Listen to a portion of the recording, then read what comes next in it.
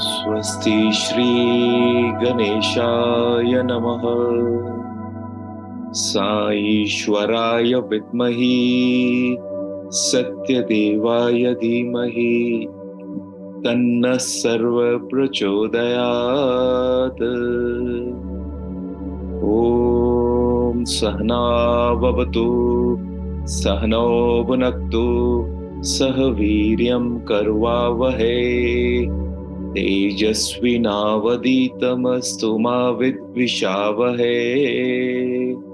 Om asato ma sadgamaya tamaso ma jyotirgamaya mrityorma amritam gamaya.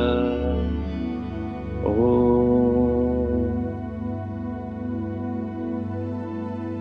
Sarve bhavantu sukhinah, sarve santu niramayaha, sarve bhadrani pashyantu, ma kaschit dukh bhaga bhavet. Om Purnamada Purnamidam Purnat Purnamudachyate Purnasya Purnamadaya Purnameva Vashishyate. Om Shanti Shanti Shanti. Shri Gurubhyo Namaha. Hari Om.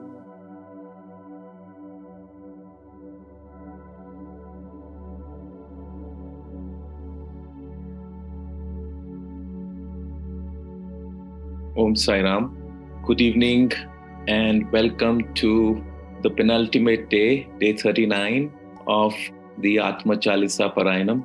So we've been winding up our Parayanam now, and we've gone through the 9 steps of divinity, and we've gone through each of them in detail now, and the ultimate experience of bliss coming from the sweetness of our love and this feeling of being in control, equal-minded, equanimous, and always looking forward to life with enthusiasm without having any particular choice or without having any particular will, ever ready for the consciousness to show us the way, to guide us, and we are ever prepared without having any expectations or targets or goals, living in the moment and enjoying this inner state of bliss. And as it happened when I wrote the book 9 Steps to Divinity, in the end, I was inspired to include the Nirvana Shatakam because that is the highest ode to the non-dual self. It is considered as the crest jewel of all the works on Advaita Vedanta, and it talks about the self where Adi Shankaracharya ji, at the tender age of 8 years, when in search for his guru or master, he was going through the mountains where he met his eventual guru, Govindapata. And when the master asked him who he was, in response to this question from the master, he spoke about who am I? And as it has been the case with a lot of the writings in the Vedas, it uses the methodology of Neti to describe the state of who am I. So Neti means not this, not this. Because when you're introducing yourself to the people who operate from the mind, because that's what 99.9% of the people in this world are operating through this world of mind, to be able to relate to them, to be able to express the esoteric concept of consciousness, he used the concept of looking at every aspect of the human existence and negating it, saying that this is not the I or this is not I am. So it's a very interesting way in which Adi Shankaracharya answers this in 6 verses. So Shatakam means 6. So in these 6 verses, he talks about and he explains the concept of the self. And in every verse, the last line, he reinforces who he really is. And in these 6 verses, again and again, this one line is common and it keeps coming again and again. And I think what he was trying to do was he was trying to emphasize every time that what he was saying he was not, he tried to always summarize the verse by saying who he truly was. So it's a very, very interesting way of expressing. So let's just look at what Nirvana Shatakam is expressing, and every time we'll talk about it, I would like you to also recall all that we have discussed during these 39 days, and you will be able to find your checkpoints of the progress that each one of you has made in this journey, because each one of us is on our own unique journey, and we alone know where we are in our ability to relate to our own selves. Some are still on the intellectual side of asking questions which are basic fundamentals of duality and oneness. Some of us are on the intermediate steps, and some of us have reached almost at the point of experiencing the self, and some of them are already experiencing it. So therefore, as life is, we only know where we are, and therefore I would like you to keep doing this mentally, a self evaluation of where we have reached. And also when we go to those particular elements as we talk about them, maybe a good idea, that's how I understood it before I started to write about it. I imagined when Shankaracharya ji speaks about each of the things that he's not, I actually brought my awareness to those points, and I could go deep inside, and actually there was something in me which was able to take it out, and it just got imprinted in me that I am not this. And so that's something that really helped me on this journey. And I'm amazed, as I shared with you in the past, how this whole journey of Nirvana Shatakam has come about. And I know that as long as this body is going to be there to do this drama that it has to do, I know that Nirvana Shatakam is going to be a central part of it. For the Master had said that make sure that everybody knows and everybody understands this Nirvana Shatakam. And so it is actually a summary, a conclusion of all that we have been discussing over these 38 days. So to my mind, it's a fitting tribute to not only the great master, to the whole philosophy of Advaita Vedanta and the whole understanding of the self. So let's start. The first verse, Shankaracharya ji says, Mano buddhi ankar chitta ninaham nacha shrot jivve nacha grana netre nacha vyoma bhumir na tejo na vayu chidananda rupam shivoham shivoham. So in the first verse, Shankaracharya ji is talking about basically the mind aspect of the self, because we mostly talk about ourselves being the body and the mind. So the first stanza, he picks up the mind and he says, I'm neither the mind, nor the buddhi, nor the intellect, neither the ego, neither the chitta which holds the memories in the conscious mind and the subconscious mind. I'm none of these. Then he says, so he first takes out the whole concept of mind and the intellect and the memories. And he says, this is not who I am. And I'm not going into details talking about each of these aspects, because you can read about it. I've written an explanation and we understand that. I'm just trying to give you the larger significance of what he is sharing with us. On the second line of the first verse, he says, Nacha shrot jivve. Shrot means hearing,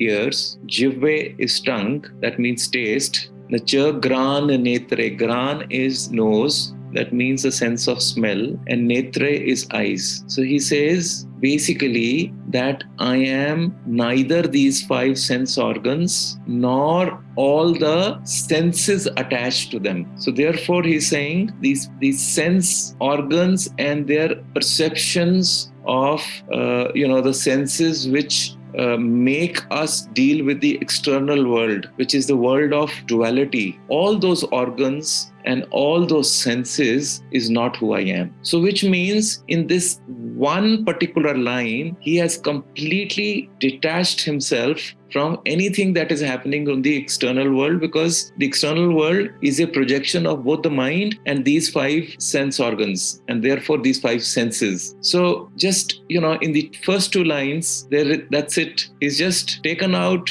the whole idea of duality out of us if we were to dwell upon what every word means. Then he says, Na chavyoma bhumir, na tejo, na vayu. So then he talks about the 5 elements, that I am neither space, neither earth or the ground, nor I am fire, nor I am air. So, and we know this whole universe, the world as we see it in the external side, is made up of these 5 elements. And everywhere you'll see that he's using 4 only, and he does not talk about the 5th element, because, that's how the poetry has been made. There is only space for 4. So, when we talked about the sense organs, he spoke actually about the 4, but actually he's implying 5. Even here, when he's talking of the elements, he's talking of 4 elements. He talks about space, he talks about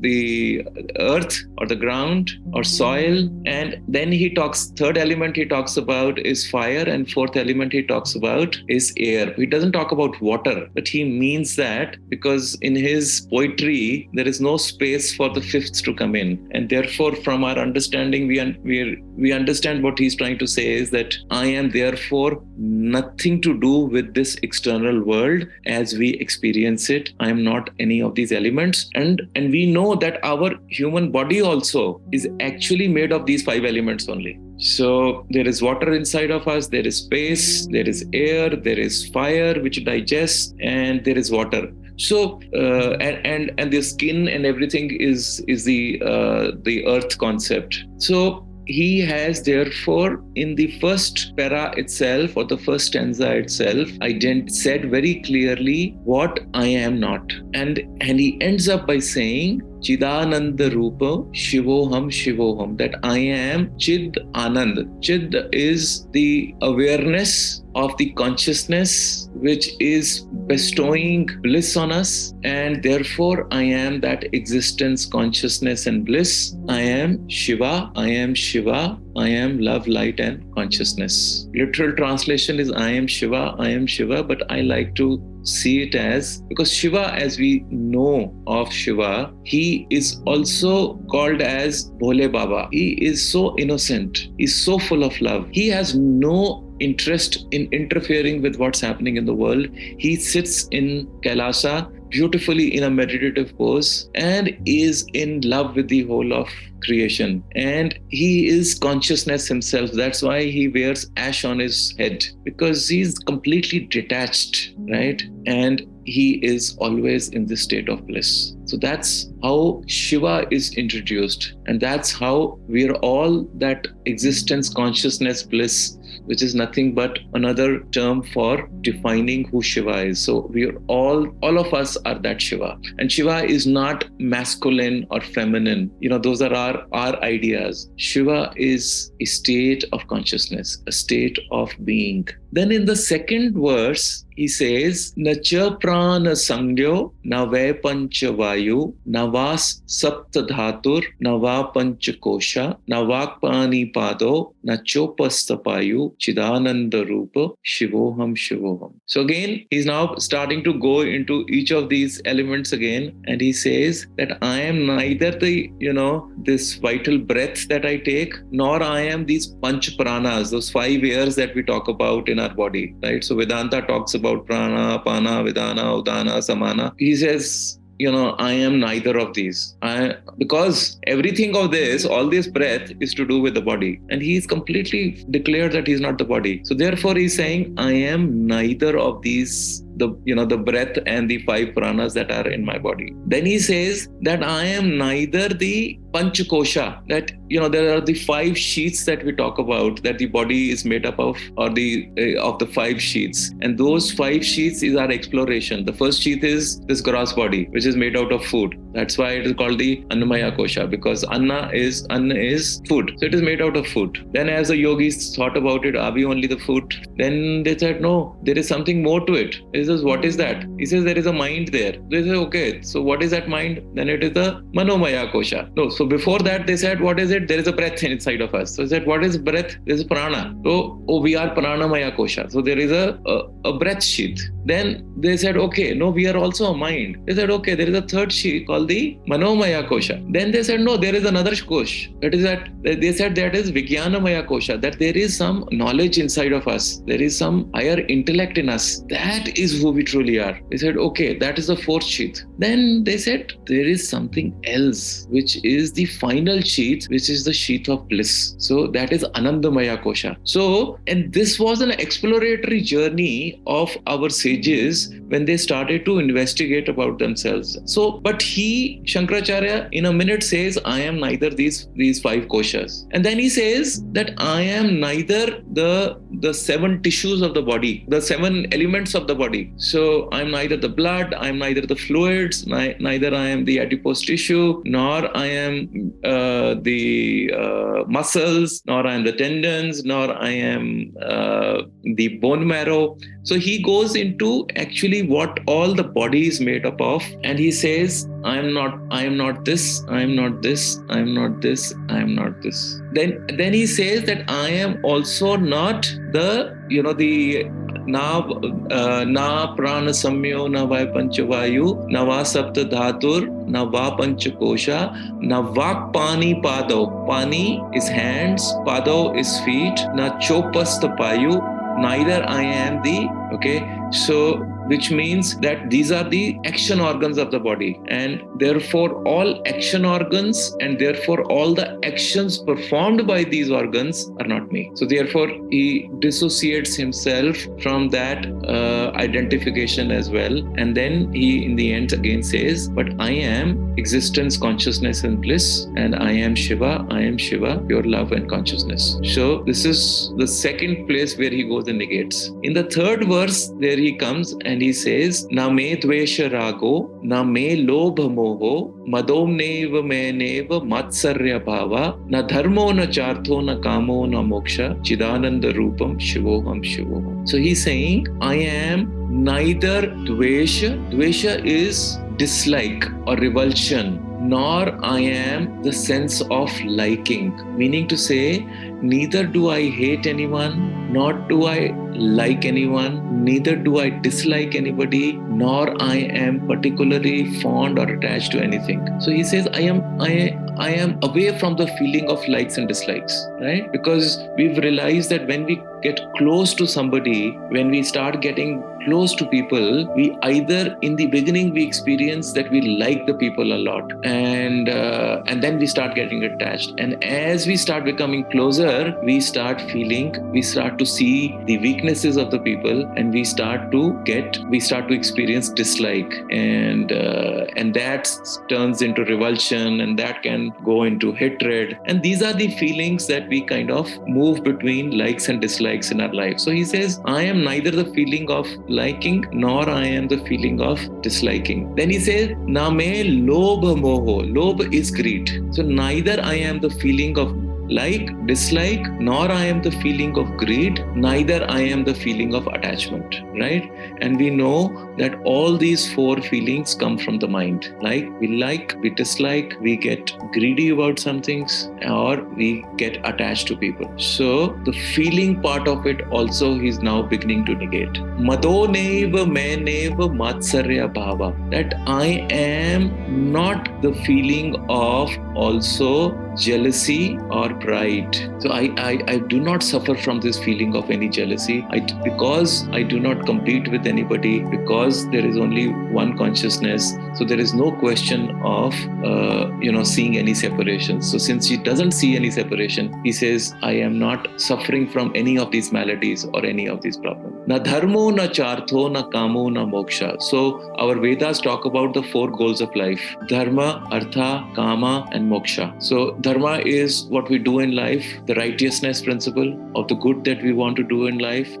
We spend our time in earning resources, money, wealth, so that we can use that money for righteousness or for supporting the goodness principle. Kama is the running after the attractions of life and enjoying those attractions of life. That is part of the kama or consuming, and that has to do with the 5 senses and the 5 action organs. And he says, and then the last one, having run after all this, we come to the 4th stage, where is moksha. Moksha is liberation, and it is called moksha, means that moh is attachment or desires, and ksha is to give away all our attachment to all the desires in the world. So first we run after the desires, first we run after wealth and kama, and then we, in the last part of our life, we are trying to get rid of it. So he says that I am neither seeking moksha, nor I am running after kama, nor I have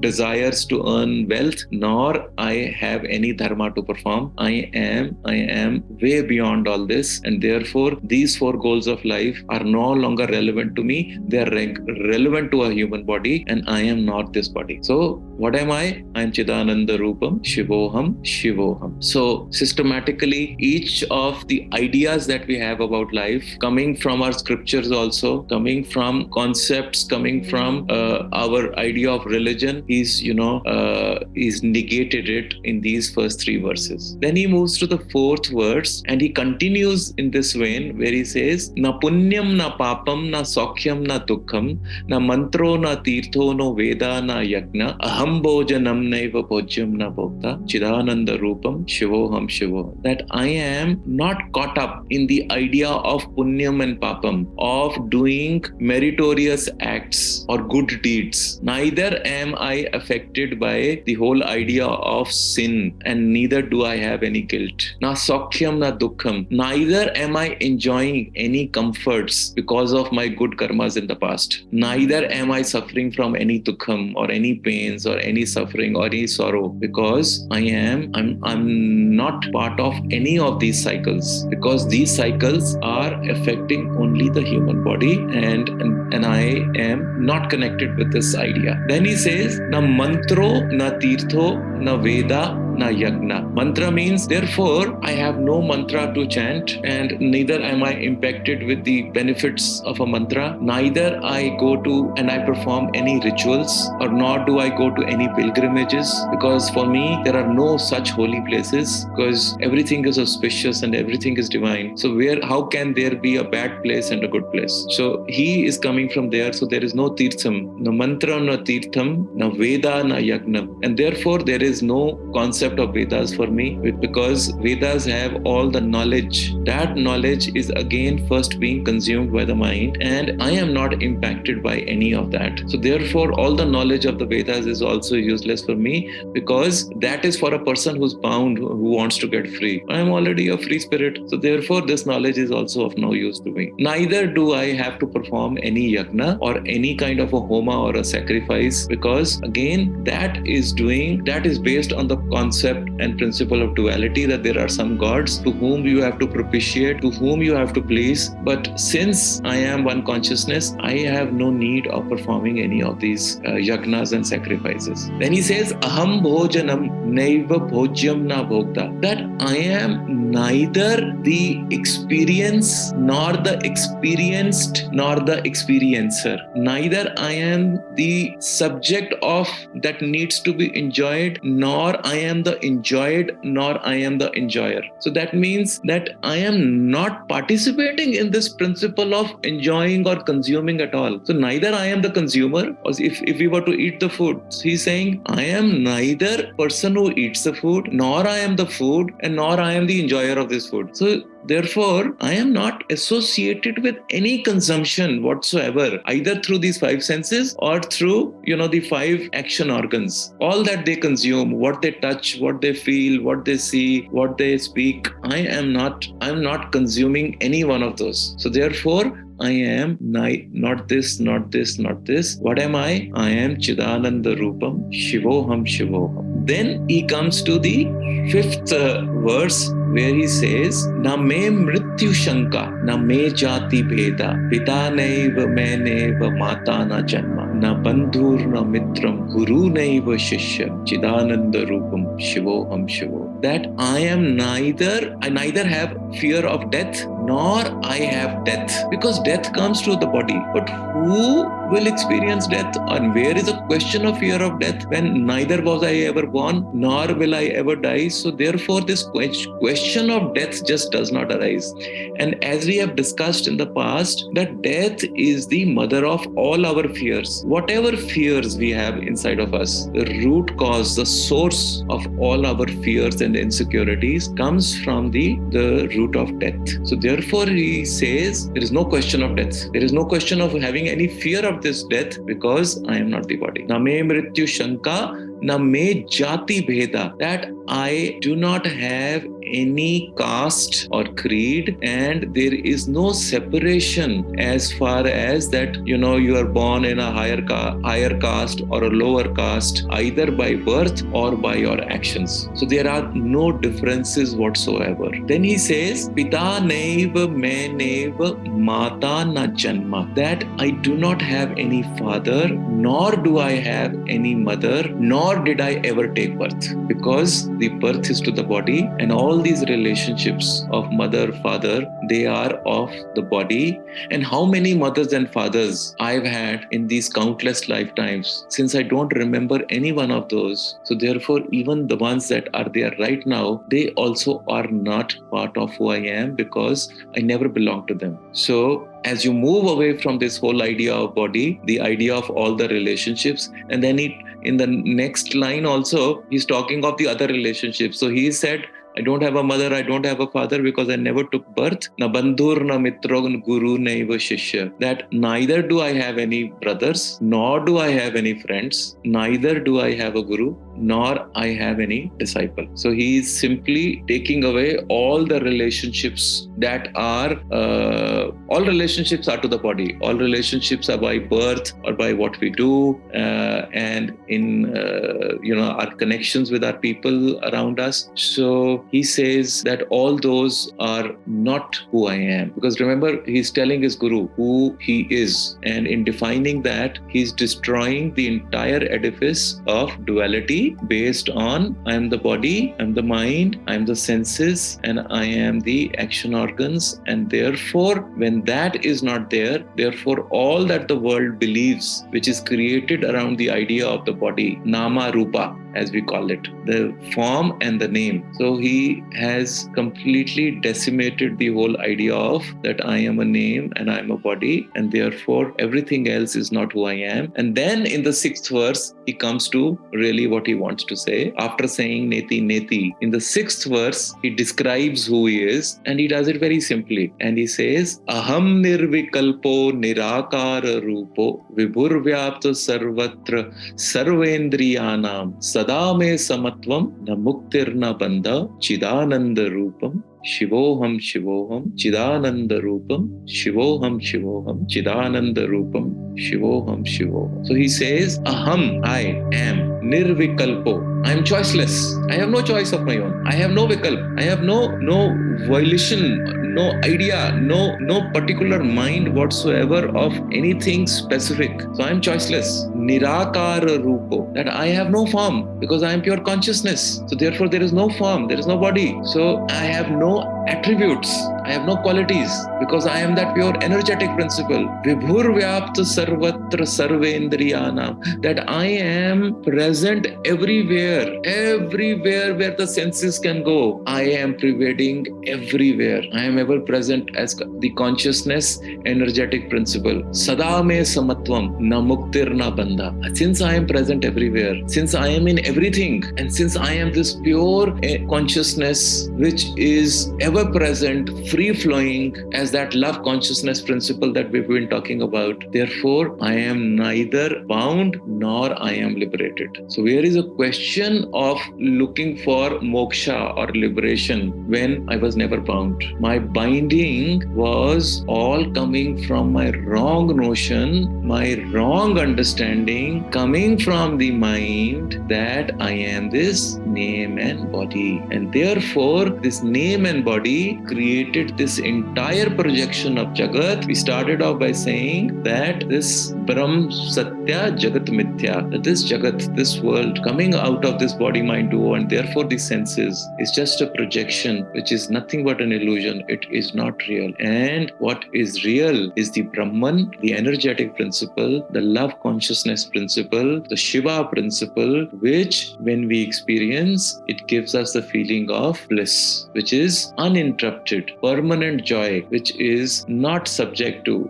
death, destruction, and decay, which was never born, which will never die, which was never bound, and therefore no question of liberation. There is no question of freedom. I am Chidanand Rupam, Shivoham Shivo. And that is the journey that we've had over these last 39 days of the Parayanam. And we come to the end of this journey and we pay a tribute to Lord Shiva.